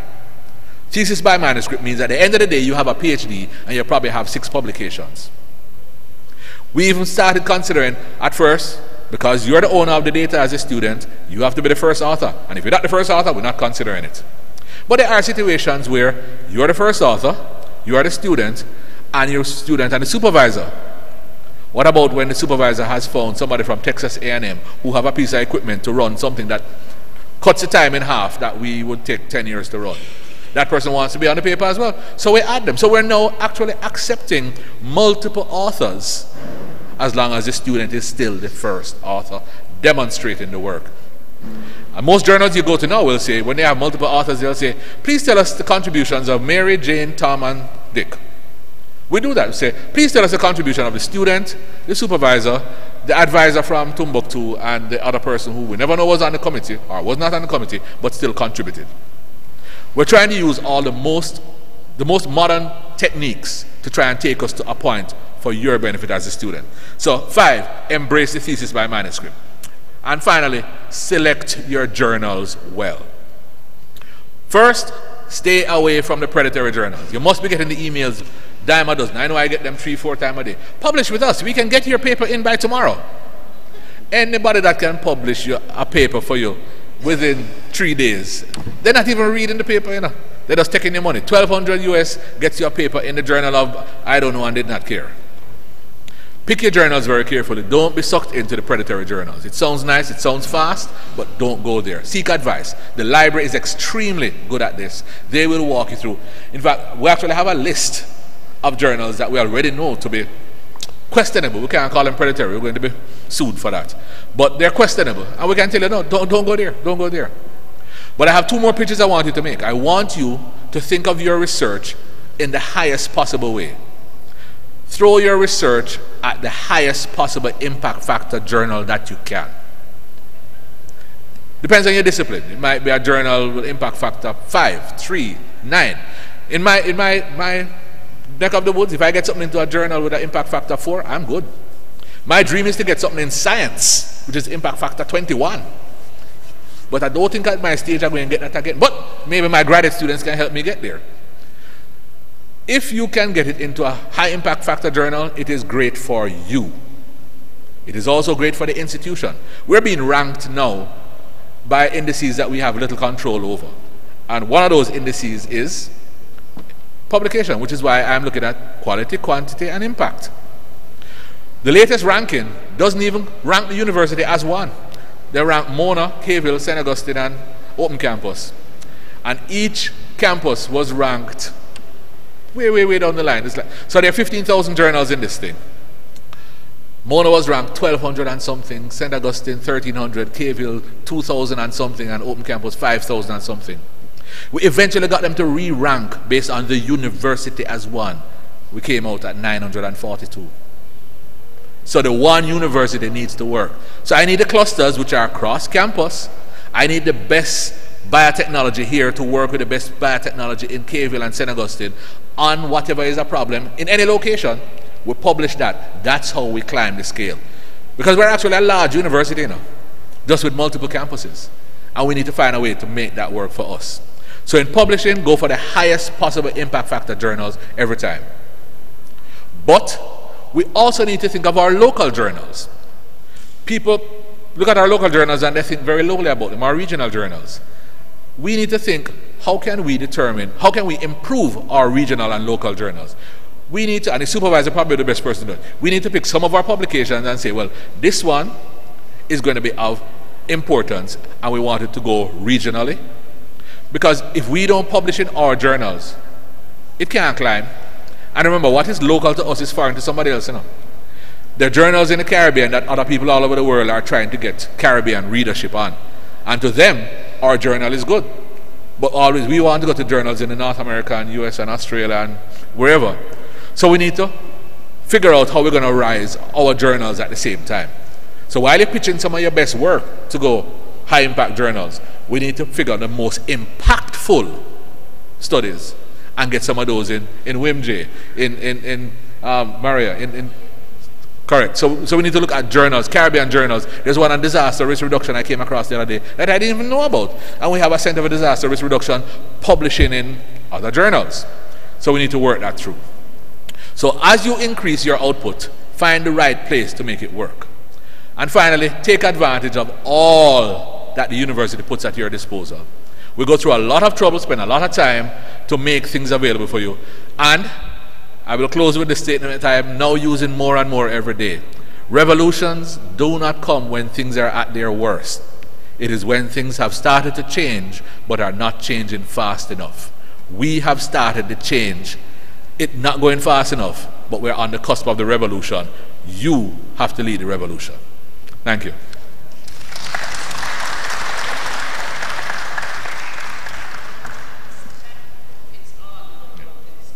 Going. Thank you very much, PVC. Now, how do you, I told you it's a conversation, so how do you want to do this? We do have our 3 deputy deans. Do any of our deputy deans want to make a comment before I throw it open to questions? Yes, they do. Oh, they have no choice. Maria wants to talk about a journal that we're okay, but Professor Roy has a class in 10 minutes, so her comment first. Don't embarrass me now, Marcia. Marcia is going to start by telling that I used to demonstrate her in a class. So I get that off your chest. No, Professor Weber used to be my TA, and I never let him forget it. But I'm Marcia Roy. I'm the Associate Dean for Graduate Studies in the Faculty of Science and Technology. And you see I had one of my problem students right here beside me. We have challenges, especially with resources, but working together as a team, sometimes we can overcome a lot of those. And also, we have lots of collaborators internationally, and many of our students go to those labs funded by Graduate Studies and Research. So we get the giant share of the funding, but we don't complain too badly. Giant meaning 84%. Them clean it up. I don't know if anybody has any questions. And therefore, stop writing on your supervisor forms that it is grad studies and R&P holding you up.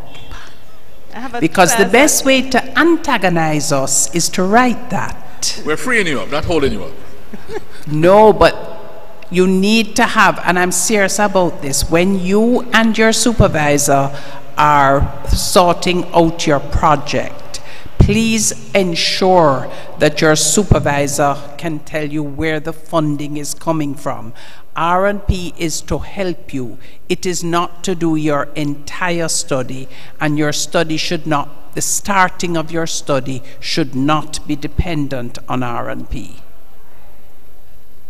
So I have a class at noon, so I have to go. I don't know if there are any questions for me. No questions for her? Did I embarrass you? No, you didn't.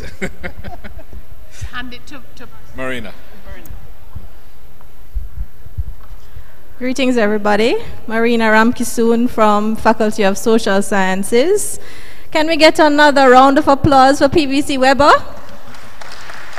Prof, I have no doubt that you're passionate about this thing. Everybody is always convinced by what you say, and the leadership that we've gotten in my short space of time here in graduate studies, it's been awesome. I also want to congratulate Professor Eldemire Shearer and her team. It's really very clear to me in the Faculty of Social Sciences that the focus on student and student well-being is there for the team leading it, and you really want us to do well, and you're supporting us, so congratulations.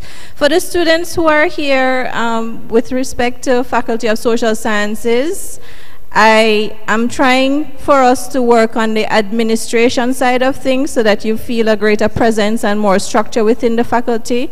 We do want to work with PVC in terms of the research clusters to get you more involved. And please know that whenever you have concerns and questions, that we are here and we really want to support you along this process. So please feel free to email us, feel free to contact us as we work to help you. Thank you. Thank you, Marina. Althea? Thank you so much. I want to start by agreeing with everything my colleague said. I remember when PVC Weber helped us a few years ago in a seminar on supervision.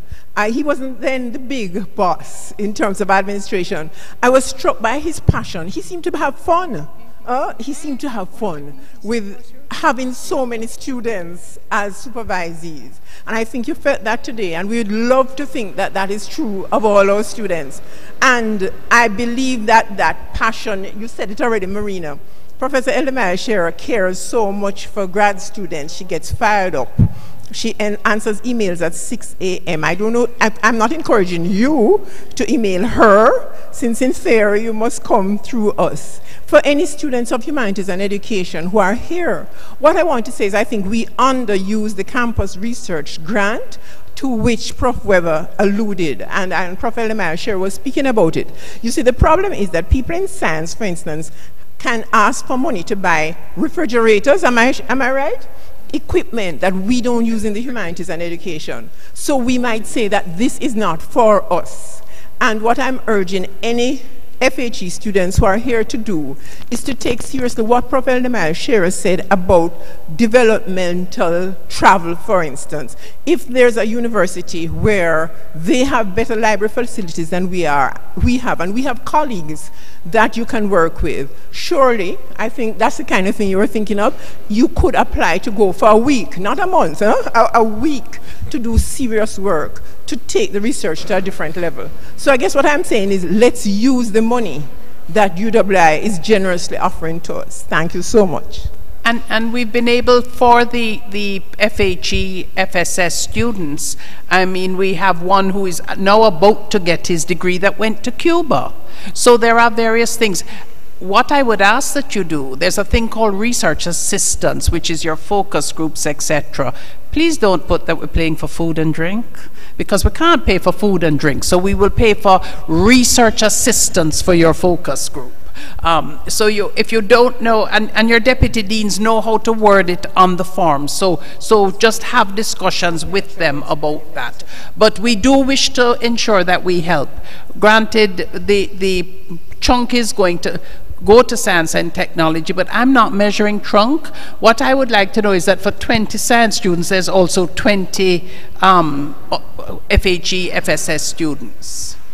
I was going to say that one of the things I notice every time I hear you, Professor Weber, or I hear Professor Shearer talk, I get the feeling that students in the sciences are so much more well taken care of than those of us who reside in places like IGDS, for example. And I also think about this in respect of the ethics committee and what I see as a lack of focus and awareness of the kinds of research that are done outside of the, I don't know if it's pure and applied sciences or whatever the name is now. I've been here long enough to see it go through several iterations. So I'm wondering how it is that you place, both of you, a special kind of emphasis on the places outside of pure and applied sciences, like for example IGDS, where these things are foreign, and whereas a student, if you propose things, you're shut down. Because I would have come to this and would have heard this, if I suggest it in my department, they're not going to know and they're not going to be welcoming of the idea. How do you get this information to other departments, and from Marina as well? Can it be that social sciences and the researchers in the social sciences and humanities are considering an ethics committee that is relevant to that kind of research? Because I found that when I got responses from ethics, and I was doing, for example, a participatory action research, and they were asking for my population size and those kinds of things, that indicated that they were not exactly aware of the research, the kind of research methodology I was doing. And so I had to be bending backward to answer questions, because I was told, just answer ethics, anything them ask you, answer them, because they will tell you no. And just a lack of preparedness for the ethics process, I find, tells me that the university is not at all ready for the social sciences kind of research. I think there are two aspects to your question. So I'm going to take one and he's going to take the other. Professor Weber will take the ethics part. IGDS actually sits on the campus committee and sits on R&P. So I think that you have to take that discussion back to your department. I will use Dr. Ramkisoon as an example. And I don't think, I would be very surprised, let me not say I don't think, I would be very surprised if the students in social sciences now felt that grad studies favored the sciences, because it is for the student body, and you have student reps, to come to grad studies through the student reps and the deputy deans with your suggestions of what you want to do. You will note that I said FMS took the supervisor course and started to run it. The next faculty, and we have been in discussions that is in fact doing that, is FSS. FHE, and Dr. Morrison referred to it, actually he was PVC, you know, but he's so committed to supervision and that he is our standard lead item, and therefore as soon as a supervisor workshop is set up, we ask him for the dates. So what was it, 2 years ago, 3 years ago, Anthea, was all FHE. So I think that, to answer your question, a lot of what you would like to see happen is going to be stimulated by the graduate leadership at the faculty level, because anything that we have done for the others has come from the faculties. The research issue is a different issue. Okay, so the ethics committee, each campus has what we call a campus ethics committee, and on every campus, the ethics committee has grown out of what was a medical faculty ethics committee. Hence, the tendency for it to still have a lot of the medical sciences components. What we've just done, in fact, I've just reappointed a new ethics committee for each campus. And there's a new chairman and a new committee, and each committee now has representation from all faculties, and we're discussing the possibility of the campus, of each faculty having its own subcommittee which does its own distillation, because we should be able to do simple things like looking at some of the proposals that come in and determine if there are exemptions or expeditions, or do they need the full attention of the ethics committee. So that's a change that you will see over this year, but each faculty is now being asked to think about having a screening, let's call it a screening subcommittee, which will help to determine what really needs to go to the full campus ethics committee. So again, we're changing, moving forward, just not changing fast enough. And there you go. And just to make a point, because Nadine spoke about participatory action research, etc. But it's not just the methodology, because especially coming out of social sciences, and I've seen two from gender, if you are going to go into things like HIV, and there's a gender one that just finished, which was abortion, you are going to, no matter your methodology, you are going to run into some very serious ethical issues and ethical clearance, etc. So the topic is as important, and what you are going to find out about person's personal life, especially in the HIV area. Any other? You're pointing at somebody? No, I thought there was a question. No more questions? Wondering whether this seemingly more money going towards the Faculty of Science and Technologies, because a lot of times they require sophisticated equipment and all of those things that may cost money, but it's not necessarily that, you know, more of the money is going in that direction than the other. They have more expensive needs for research. I don't know. I'm just wondering. They also apply more, and I think they apply more. It's interesting. Somebody who wants some assistance. Now, for those of you who are not science, as much as I'm science, I'm also known as the mixed method and the qualitative researcher, although I have a PhD in public health, and I'm known for qualitative. But qualitative, you can get a nice qualitative study done for $200,000. You can't get a science study done, and I think people don't appreciate that. We'll give you 50,000, we'll give you 70,000. If what you need is your recorder and you need a proper mic and a thing, apply for it. It's equipment. The equipment, and I think people think if they're not applying for 3,000 US or its equivalent, that it's not important. But for some people, 100,000 gets the research done. One of the ones that we're funding now over in FHE is translation. And I can't remember the exact details of it, and getting somebody, a court writer, to do those translations. So don't think that what you're applying for is too little. Just apply.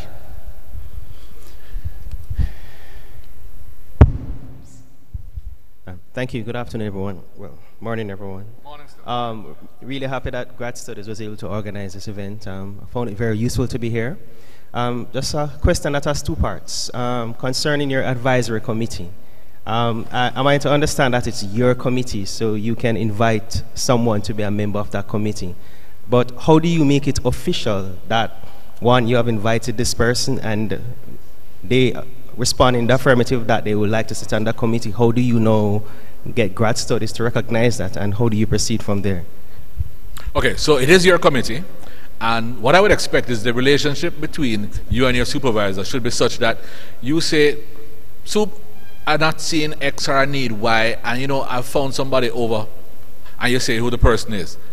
You can make, and you can actually make overture and say, would you be interested in serving as an advisor on my committee? Here's my topic and whatever.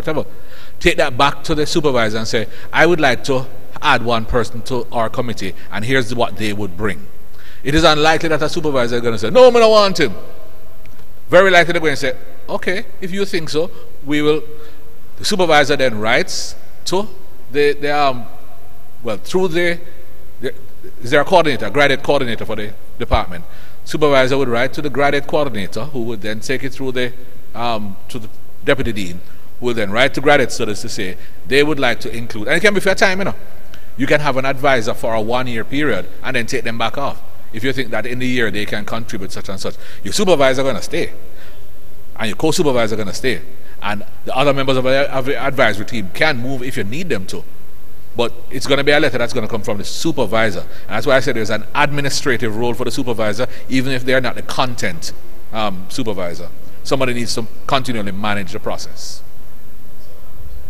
Quick follow-up. So at any point, does Grad Studies communicate to the candidate that it's now official by virtue of a letter or something? Yes, there will be a letter. Any change to your advisory committee, you will be advised, and that's copied to your department head, your coordinator of your program, so they know who the persons are. Because it covers many bases, you know. It says, here are the persons who we expect to speak on your behalf in any way, shape, or form. And it also tells us these persons can never be on your examination team. So if there are no, I don't see any more. Yes, one is over here. Do you have a mic in your hand? Yeah. All right. Could be a part 2 question. Okay. So, say good morning, everybody. Rajesh Shields from Faculty of Physics. Currently, MP in Applied Physics. You're going to need to put the mic at your mouth. Okay. Yes. Okay. MP in Applied Physics.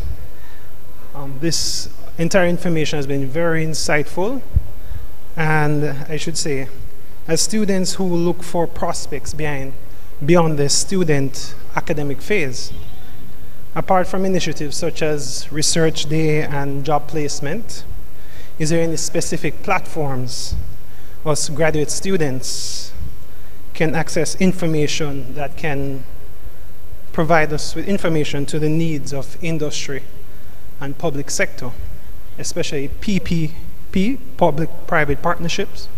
Because as you said, we students are the engines of development and research, and sometimes you have the capacity and the know-how and the knowledge set, but sometimes you need the guidance from the industry to see how you can apply. So as students, platforms we're interested in knowing about. And also for the part 2 with the research clusters, you made mention of those. Or we could access more information on that. But also, if you have ideas to generate your own research clusters, how would you go about doing that? Okay, so 2 good questions. On the first one, you have an idea that you think you want to find out more from industry. It will be hard for industry to deal with the 1,700 PhD students that we have one by one. So the way to do that is to funnel that through your department and through graduate studies. We are doing the reach out. Like yesterday, we had Fujitsu Computer Association. We had about 5 or 6 different computing type companies here who are saying, okay, we didn't know you're doing that. Okay, we would like to talk to you some more. Allow us to be the broker on that. So tell us where you're going. So for you, I mean, Digital was here yesterday, Flow. There, we figure out people who would link with physics and want some of the research that you're doing. So you can reach out individually, and you can represent the university. But you, through your department and through graduate studies, can tell us, I have this need. So the next time we're reaching out, we can say, physics, be sure you're here. Yesterday we went after computing and math. I will tell you, based on who we had here, the professor of computing, the guy who did the Samsung chip thing, he was here, so we went after Flow, Digicel, Computing Association. I guess we could have opened it, so it was open to the public, but we could have made a beeline for you if we knew that you had that interest. So you need to share that with us. On the other side, on the other component, if it is that you want information on the clusters or you want to form your own cluster, communicate with your director and tell her what your interest is. Because we are doing that right now. I have just brought 6 people for Research Day, 2 from each campus, to come and experience Research Day, but also to make contacts with people who are here.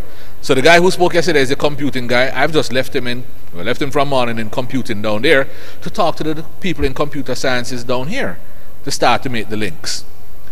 We will, and that's how the big data actually is growing. So if you say what your area is, we will then be able to find the partners or help you find the partners and bring them together. So your area is in physics, we then would talk to, I mean, Yannick Soda is the head of physics in Cave Hill. And if you and he have an interest, then hey, we get the 2 of you together, get the head of physics from St. Augustine, see if we can get a discussion going around a thematic area. If it's one of the clusters, fine. If it's a new cluster, you start a new cluster. I would say, okay. I guess could I add to that? Yeah. I guess it would be a bit new. And to the lady in green, because I'm also a part-time student, and I also have been a recipient from postgraduate donations. And I just came back from a program all the way in Norway, and it's actually in nuclear sciences.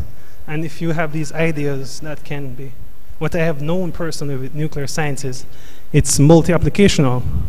So when you have these ideas, and let's say you can't find the partners regionally, does the university offer the opportunity to make collaborations externally? So we don't find the partners. Right, so that's, you've gone out to international partners, which we are looking for as well, but that's another step. And for us to commit a graduate student here to another institution, that's another level, but again, it's doable. I would say go through your Deputy Dean, Graduate Studies and Research, it'll come to the director. I mean, I meet with the directors 3 times a year, all the directors from all the campuses, and ask them, throw everything on the table. And that's where we get a lot of the mixing happening. So information just needs to feed up. But it's possible. Yes. And we do a lot of exchange. By the way, the EU thing I just told you about, we've just signed something for the Erasmus and Horizon 2020 for our mobility. Students can now go all over the place. I mean, European partners are begging for Caribbean students to come there for 2 weeks, 10 days exercises. So if you have a link, Spain, Portugal, we can help you on that. Yes, a quick one. Regarding the memorandum of understandings between, say, University of the West Indies and public partner, how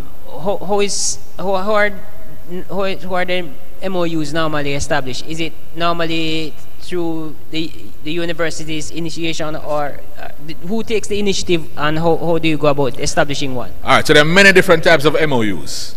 In fact, right now the university has 512 MOUs with different institutions, universities, etc. If you have a public-private partner that you would like to work with, we need to start a dialogue. It will be the institution to institution where you would be a vested individual based on your interest, but it would have to come, you, your supervisor, the team, the group that you have. If it's going to be for, it depends on what it's going to be. Let's say you find a public-private partnership that wants to to air condition the assembly hall, and you are working in physics on air conditioner systems and whatever, then that's something we can talk about, and it would go through a certain route. If it's research to improve the solar panels, and we don't have anywhere we're going to put them yet, this is a hypothetical thing. That's another partnership. Because we can, right now we're talking to Petrocarib. I mean, after yesterday's visit of Tillerson, I don't know if we're talking to Petrocarib, but we're talking to Petrocarib, and we're trying to say, you should be funding alternative energy so that when the Venezuelan oil run out, we can do this on our own. And they're going to sound like they're going to fund some scholarships, but that's another MOU. So the MOUs are drafted based on the partnerships that we develop. Yeah, because my employer is actually, they're involved in energy, and they're basically the implementing arm of the Ministry of Science, Energy and Technology. And I find it very strange since my employment why there hasn't been an MOU with the university, because you can't be a drive changer if you're not involved at the ground level. But and the Minister of Science and Technology is a UE graduate and still retains as an associate lecturer. So that needs to go back to the actual company, to the ministry. We need to come out of the room. So I'm going to, yeah, but there's a 12 o'clock session in here. So the needs of the students, perhaps in Faculty of Social Sciences, are not as great in terms of... No, they're just as great. Well, in terms of technology, or in terms of the amount of resources that we may need. But one of the challenges I find, and I think, well, now I found 2 organizations to work with. But the challenge we generally have would be to find organizations that we can actually go into, and particularly in the private sector. And one of the things I was hoping to have had at the very start of my was to perhaps collaborate with a private sector organization to understand their needs and perhaps tailor my study, to assist them some more. But that wasn't, that didn't seem to be something we could do as an institution. So it took me quite some time to actually, it was a lot of, back and forth and that sort of thing, to actually find organizations that I could actually work with. Because private sector organizations tend to be very private. And they don't want too much too much of us coming in and finding out their business, etc. But, it was quite a challenge. And I wondered if because we don't talk too much about private sector organizations, we're more in collaboration with public sector, etc. So I just wondered if there is something there that we could take advantage of, or other students could take advantage of, and make the process a little less, traumatic. There are, but as you just said, private sector, very private. The ones I have mentioned are ones that I've gotten permission, like Grace Kennedy. They say, yeah man, put us out there. They do all kind of things. So there are some private sector entities that say, yes, put us out there and we'll tell you that we can partner. But if again, your deputy dean should be the person to be able to say. That's deputy dean, yeah. And that's because we have so many different disciplines. That is also the program coordinator.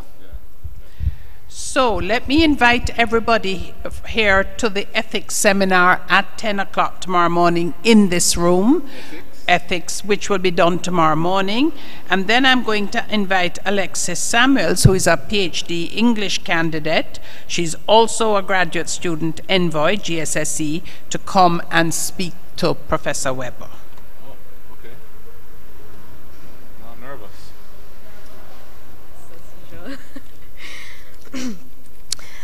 Good afternoon, ladies and gentlemen.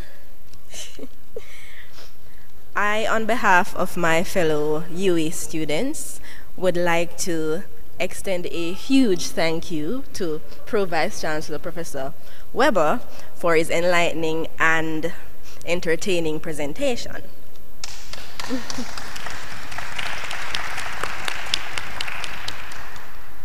Professor Weber, I just want to say I appreciate your explanation of how supervisors and students can benefit from developing positive research and publishing strategies and partnerships.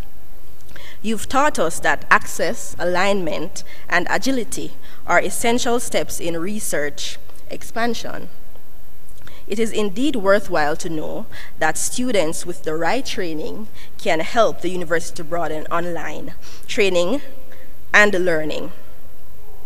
Additionally, a point that stood out for me, and I'm sure for many present, is a quote: "If you know the rules, you can bend them without breaking them."